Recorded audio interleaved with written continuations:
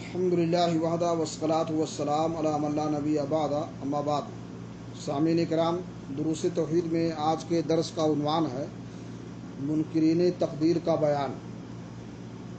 تقدیر کا مطلب یہ ہے کہ اللہ تعالیٰ کو ہر چیز کے متعلق پہلے سے مکمل علم ہے۔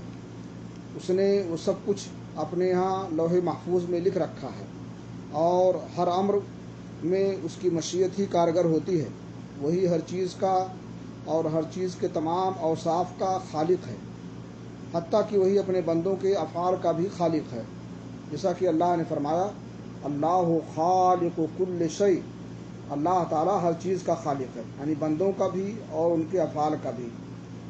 جب تک تقدیر پر ایمان کا زبان سے اقرار اور اسے دلی طور پر تسلیم نہ کیا جائے، اس وقت تک تقدیر پر ایمان مکمل نہیں ہو سکتا۔ اللہ تعالیٰ کے علم اور لوح محفوظ میں اس کی تحریر کا انکار کرنا کفر ہے۔ تقدیر کی بعض صورتیں ایسی ہیں جن کا انکار کفر سے کم درجے کا ہے، اور اشیاء کے متعلق اللہ تعالیٰ کی مشیت اور اس کی تخلیق کا انکار بدعت اور توحید کے منافی ہے۔ عبداللہ بن عمر رضی اللہ عنہما سے روایت ہے، وہ کہتے ہیں کہ اس ذات کی قسم جس کے ہاتھ میں عبداللہ بن عمر کی جان ہے، اگر کسی کے پاس احد پہاڑ کے برابر بھی سونا ہو اور وہ اسے اللہ کی راہ میں خرچ کر دے، تو اس کا یہ عمل اللہ کے ہاں اس وقت تک قبول نہ ہوگا جب تک کہ وہ تقدیر پر ایمان نہ لائے۔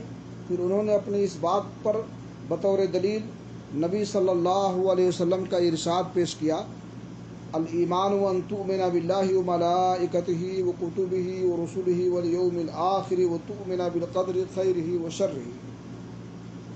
ایمان یہ ہے کہ تو اللہ تعالیٰ، اس کے فرشتوں، اس کی کتابوں اور اس کے رسولوں، قیامت کے دن اور تقدیر کی بھلائی اور برائی پر ایمان لائے۔